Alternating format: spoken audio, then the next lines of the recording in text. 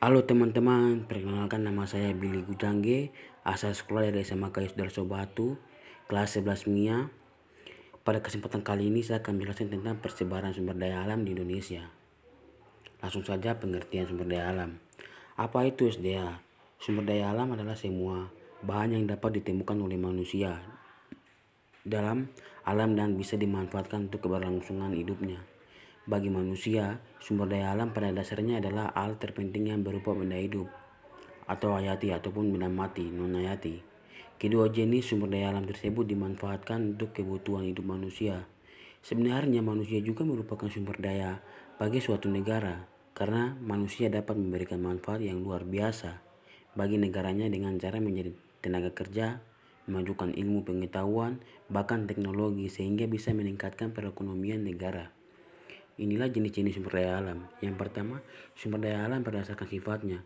Berdasarkan sifatnya, jenis-jenis sumber daya alam dibagi menjadi dua, yaitu sumber daya alam dapat diperbarui adalah sumber daya alam yang tidak akan pernah habis seperti hewan, tumbuh-tumbuhan, udara, air, sinar matahari, dan mikroorganisme lainnya. Sumber daya alam yang tidak diperbarui. Sumber daya alam jenis ini mempunyai jumlah yang terbatas. Hal ini dikarenakan proses pembentukannya membutuhkan waktu yang sangat lama sehingga digunakan terus-menerus akan habis, seperti bahan-bahan galian atau barang tambang. Sumber daya alam berdasarkan jenisnya. Berdasarkan jenis sumber daya alam dibagi menjadi dua. Dalam alam hayati atau biotik, sumber daya alam yang berasal dari makhluk hidup yaitu hewan dan tumbuh-tumbuhan.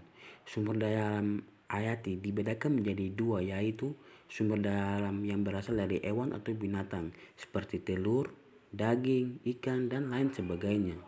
Sumber daya alam nabati adalah sumber daya alam yang berasal dari tumbuh-tumbuhan dan merupakan produsen atau penyusun utama dari rantai makanan. Sumber daya alam non-hayati atau abiotik, sumber daya alam ini berasal dari benda-benda mati seperti tanah, air, udara, sinar matahari, dan hasil tambang. Yang keempat, sumber daya alam berdasarkan pembentukannya. Yang ke satu, sumber daya alam materi.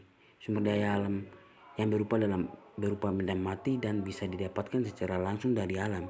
Bisa melalui beberapa proses seperti penambangan dan pengolahan sehingga bermanfaat untuk keberlangsungan hidup manusia. Dan yang kedua, sumber daya alam energi. Sumber daya alam ini yang bisa menghasilkan energi dan bisa dimanfaatkan untuk menunjang kehidupan manusia seperti minyak bumi, batu bara, gas bumi, air udara, dan sinar matahari. Yang ketiga, sumber daya alam ruang. Sumber daya alam ruang. Sumber daya alam yang berupa ruang, tempat, atau wilayah yang bisa dimanfaatkan oleh manusia untuk kelangsungan hidup.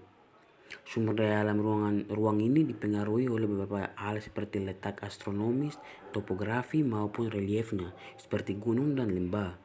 Dan yang keempat, sumber daya waktu. Sumber daya alam yang keberadaannya tergantung oleh waktu atau musim. Misalnya air, ketika musim kemarau keberadaannya sangat sulit ditemukan, tapi ketika musim hujan sangat berlimpah. Dan inilah sumber daya alam yang ada di Indonesia. Dan yang pertama, tambang emas kualitas terbaik. Dan yang kedua, tambang batu bara. Ketiga, cadangan gas alam. Yang keempat, hutan tropis yang terbentang luas.